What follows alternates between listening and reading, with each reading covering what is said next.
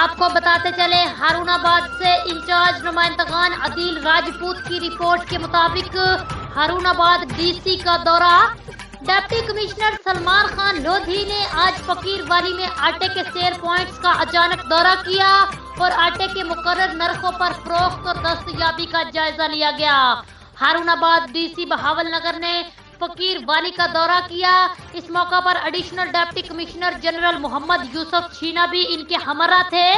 Deputy commissioner Salman Khan نے کہا کہ ضلع بھر میں آٹے کے 209 سیل پوائنٹس قائم کیے گئے ہیں، جن میں سے بہاول نگر 69، چشتیاں 51، ہارون آباد 28، فوٹاباد 25، منچن آباد 36 ہیں اور 10 کلو آٹے کا تھیلا 648 روپے میں دستیاب ہے اور آٹا سپلائی چین کی کڑی نگرانی کی جا رہی ہے۔